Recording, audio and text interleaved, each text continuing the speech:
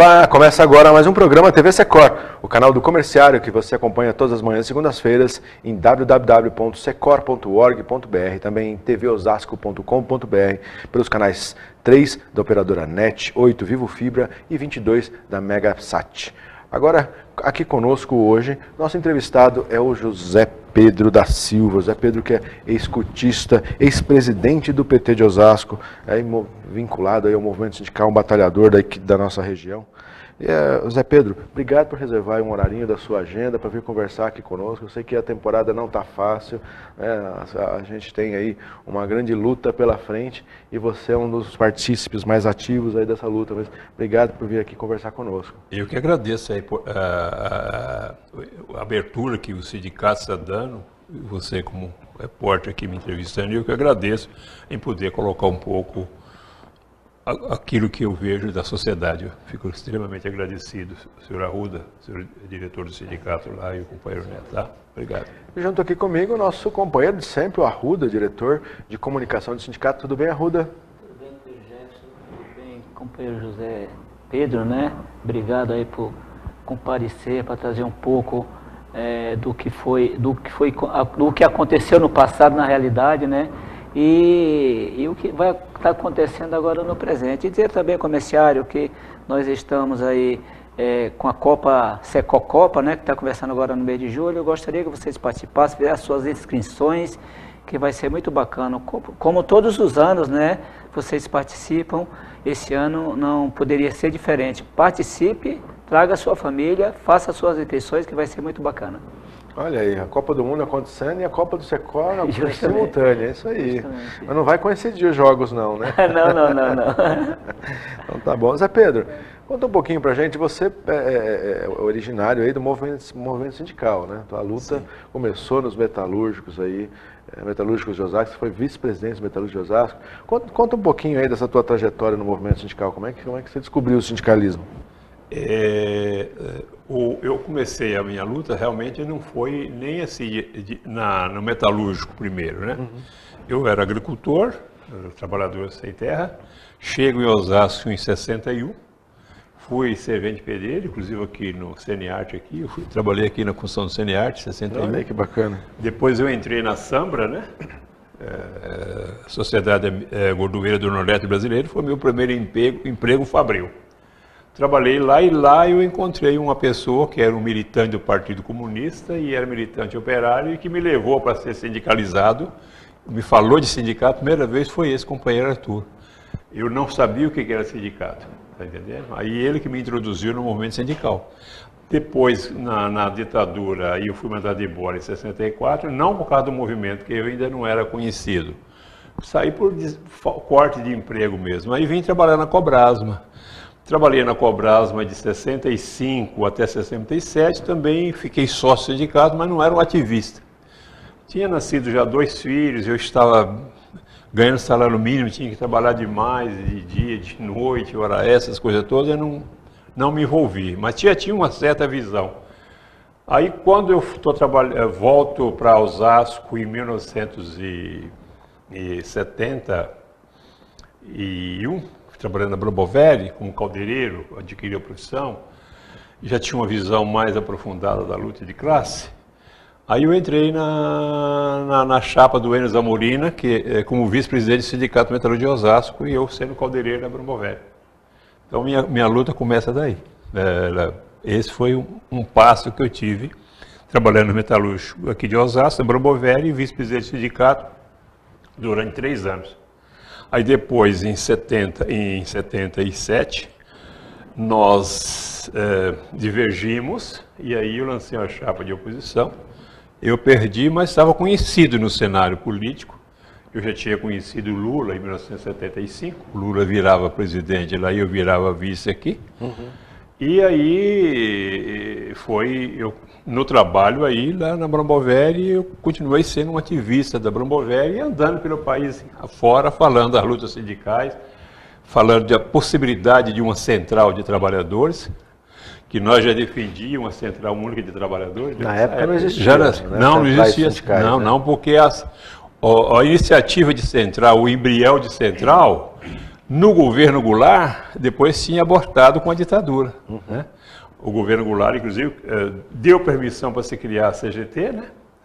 E aí tinha até no meio do ministério dele, tinha uma pessoa que era da central para discutir os programas do país, para defender o processo, a pauta dos trabalhadores, né? Só que com o golpe da ditadura militar em 64, acabaram também com a CGT e os partidos políticos todos, né? Mas depois só surgiu em 66 a Arena e o MDB, tá certo? Então foi assim.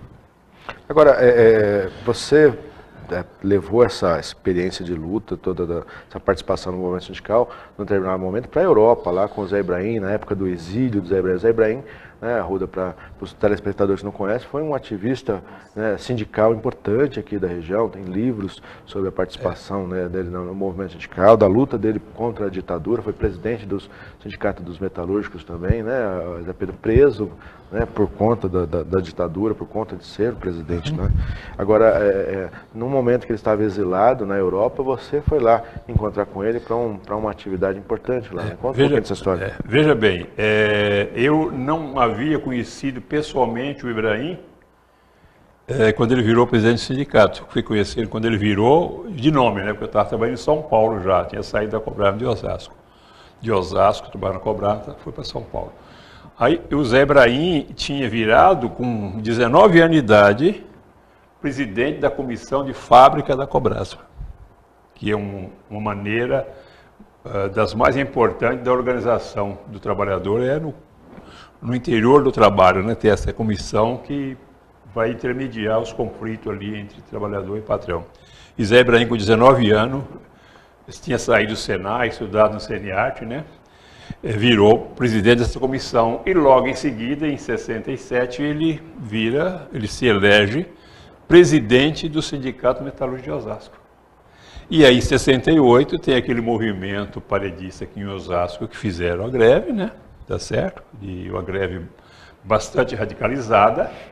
E aí foi caçado. A greve da Cobrasma. A greve começou na Cobrasma, já tinha outras empresas que começaram a aderir, né? Promovério, Barreto Quero, assim por diante. E o Zé Ibrahim na frente do sindicato aqui.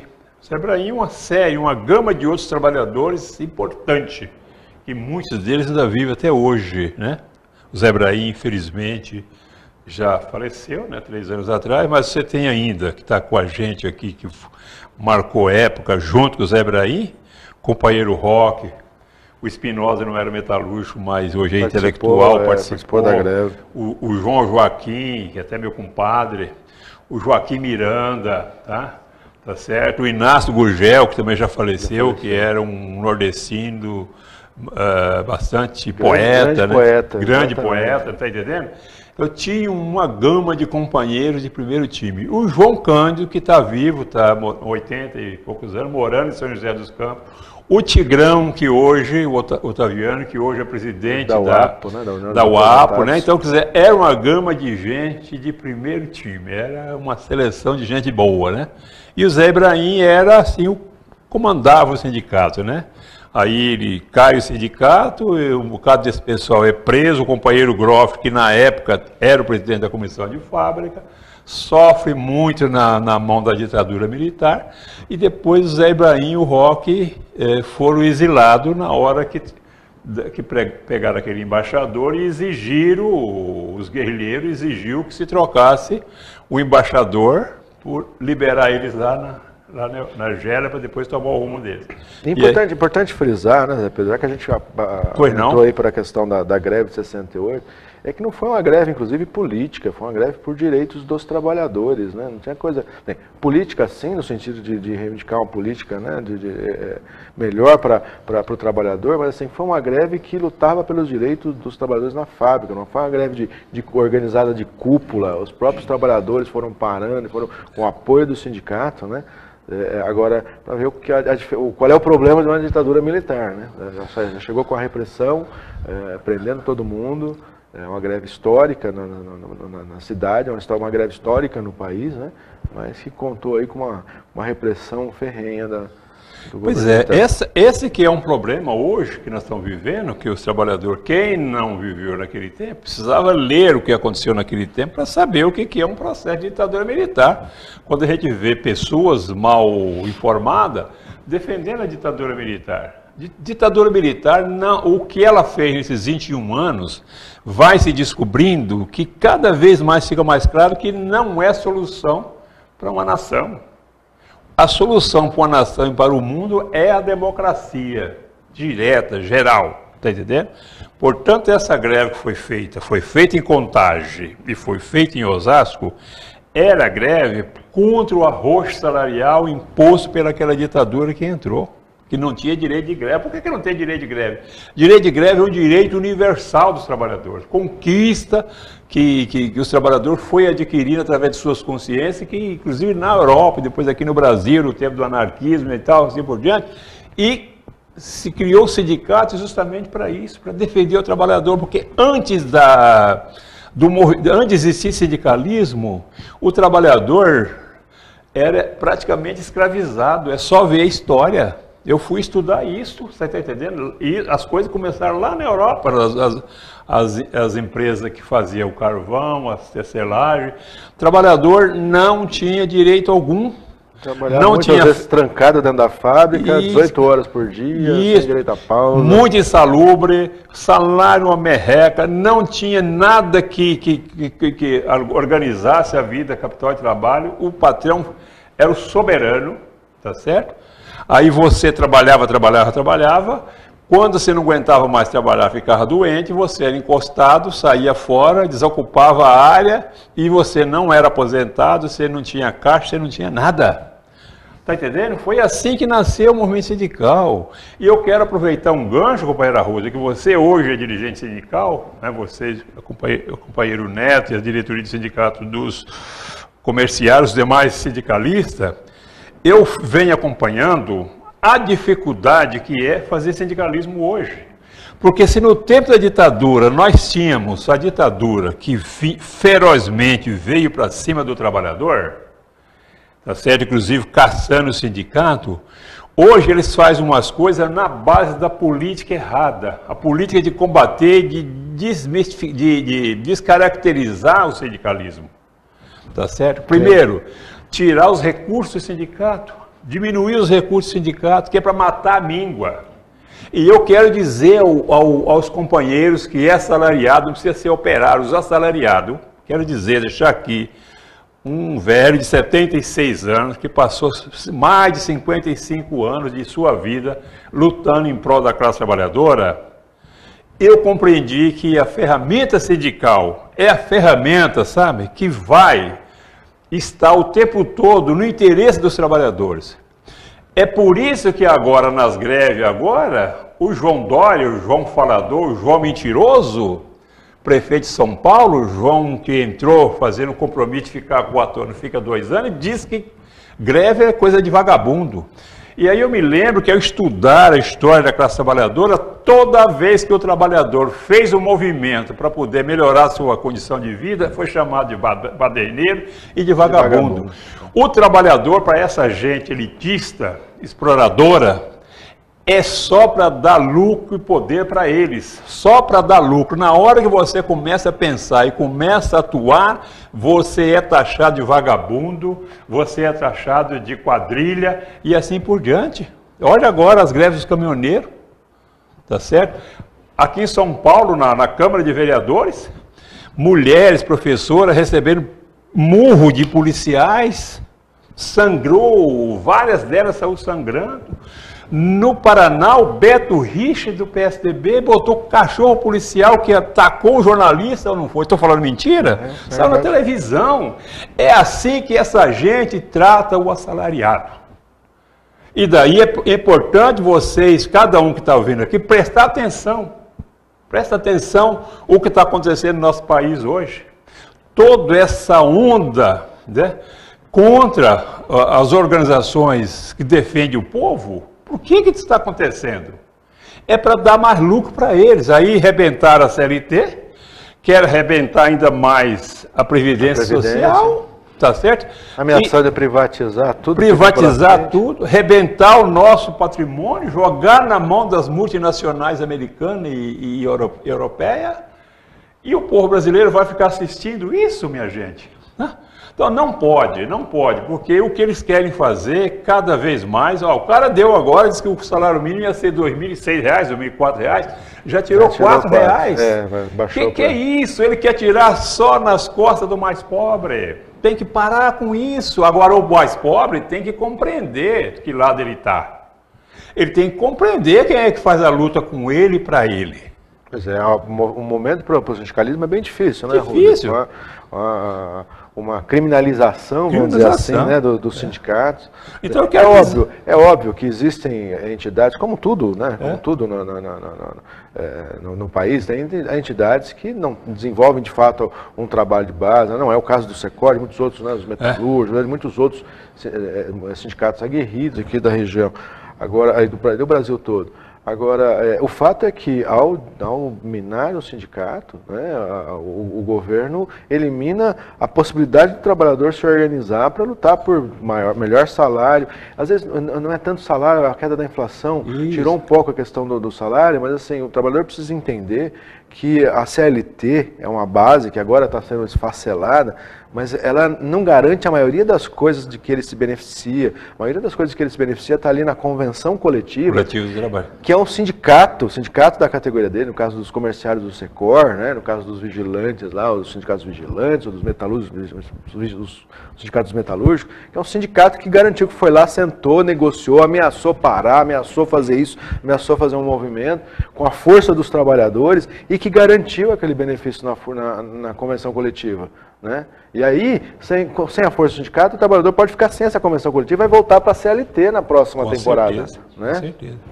E aí, quando você vai voltar para a CLT está arrebentada. A consolidação da lei trabalhista está arrebentada. Então eu quero dizer aqui da minha fraternidade e a solidariedade aos companheiros que estão no movimento sindical hoje. São dois momentos difíceis. O momento que nós passamos lá atrás, no tempo da ditadura militar, que era feroz, e o movimento agora. O movimento que está agora é para destruir na cabeça do trabalhador que um dia por ano, que bota na cabeça do trabalhador que esse dia por ano vai fazer uma diferença enorme, faz umas par de trabalhadores ficar contra isto, e aí a entidade sindical precisa de dinheiro para poder defender o próprio trabalhador. Como é que ela vai pagar advogado? Como é que ela vai fazer um boletim para a categoria?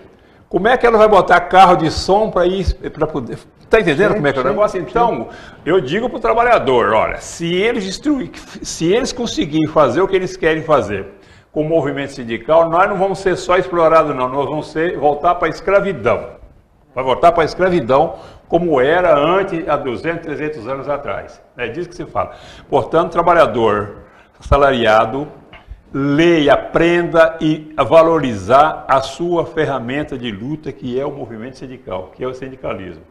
Evidentemente, concordo com você, que aonde está o ser humano pode haver erros pontuais. Sim, pontuais. Tá certo? Agora, se tem uma diretoria que não está funcionando, se tem uma diretoria que está fazendo falcatrua, o trabalhador poderá montar a sua chapa, ele poderá ir lá para a diretoria, participar, colocar sangue novo, dentro da democracia. Quem tem que decidir o que é o sindicato e como ele tem que agir é os trabalhadores e o povo os assalariados. Não pode a classe dominante usar o Estado que nós temos aqui, que já põe a polícia, que já põe a grande mídia, que já põe o parlamento contra uma ferramenta que foi construída há séculos pelo trabalhador. O trabalhador, se perder essa ferramenta, ele está fadado cada vez mais a andar para trás.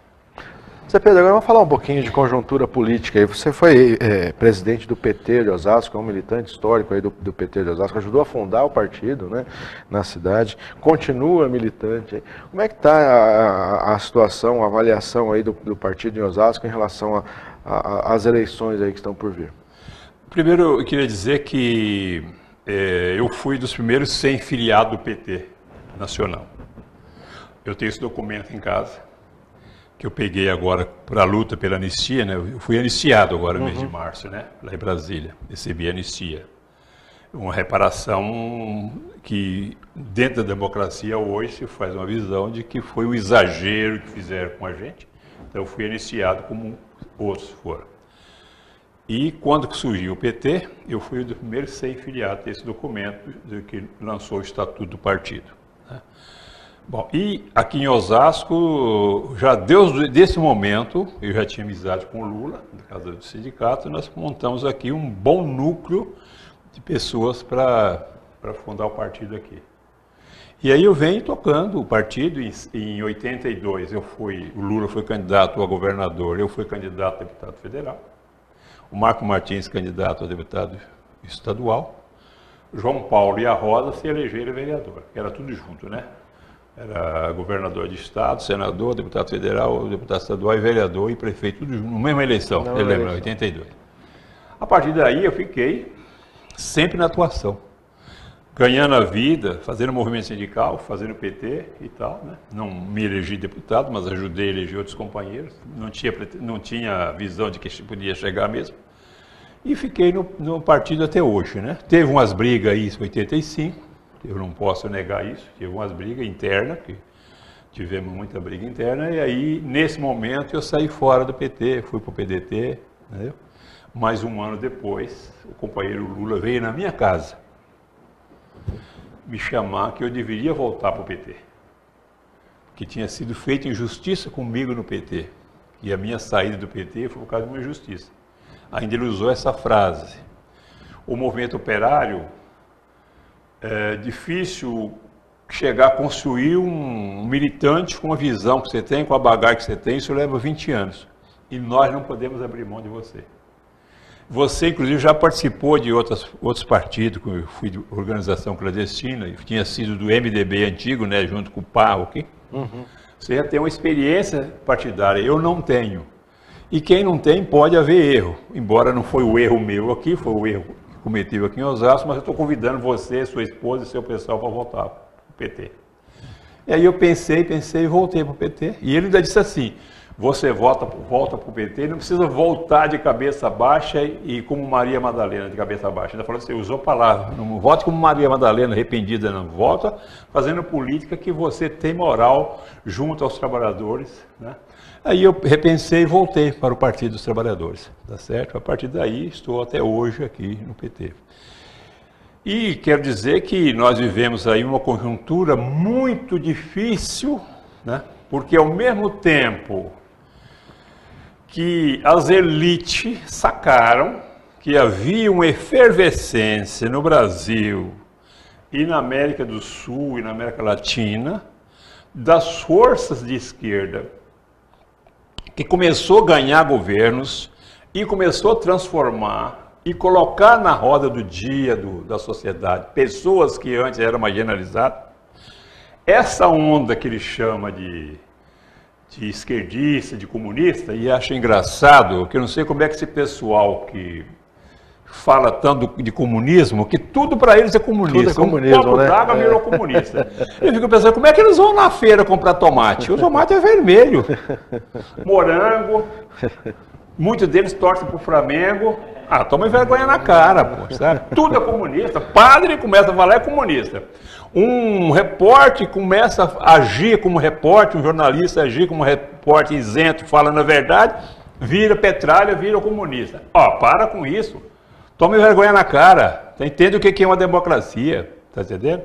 Então, assim, eles ficaram muito bravos porque surgiu figuras aqui da esquerda, como o caso do Lula, que começou a extrapolar o nosso país, o nosso continente e o mundo, com uma moral muito grande, e tendo erros, sim, que eu não sou hipócrita de dizer que não teve alguns erros, teve alguns erros. Quem não erra, quem não faz nada. Se eu ficar em casa comendo, bebendo, dormindo, se eu pudesse, eu podia não errar, mas estava errando por omissão. Então, quem faz as coisas vai ter hora que vai errar.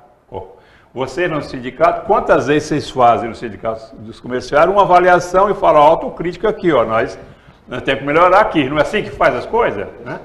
Então, podia ter feito diferente aqui. Isso, tá entendendo? Então, assim, ó, O Partido dos Trabalhadores, eu posso dizer que pagou um pato muito grande. Nós não pagamos só o pato da Fiesp agora, que jogou o povo na rua para tirar a Dilma. O pato que nós pagamos, desde a hora que começamos a construir o PT. Que era petralha, que era comunista, que era pessoas que se o Lula ganhasse ia tomar sua casa, ia tomar seu sítio, ia tomar sua fazenda. Não era isso? Era uma coisa... Que o Lula tinha a casa no Morumbi. Engraçado, essa casa não apareceu até hoje. Então agora não é mais Morumbi. Agora é o triplex do Guarujá, né? Que também diz que é do Lula e não consegue provar que é do Lula, né? Então, assim, nós vivemos uma conjuntura. O Lula, o governo dele, um gênio da política, eu acho. Discordo uma série de coisas, né? Mas eu tenho que reconhecer que é um gênio. Porque é o seguinte, a pauta que a esquerda quer para o país e para o mundo, você não faz ela através de uma democracia como a nossa, dentro dos modos capitalistas. Você pode melhorar algumas coisas. Porque você vai para a presidência da República, você vai para o governo, mas você não está sozinho, você não é absoluto sozinho. Você tem que levar em consideração os poderes que estão em volta. Você tem ali e isso tem que ser assim mesmo, não estou reclamando disso. O judiciário, tá? O executivo, tá certo? E o legislativo, né? E o legislativo, tá certo? Então, nesse sentido, ele vendo que é o seguinte, no legislativo, o PT fez, no primeiro mandato, 89 deputados. Mas você precisa de 300 para poder fazer as mudanças essenciais. Se você só tem 80, você tem que negociar com os outros.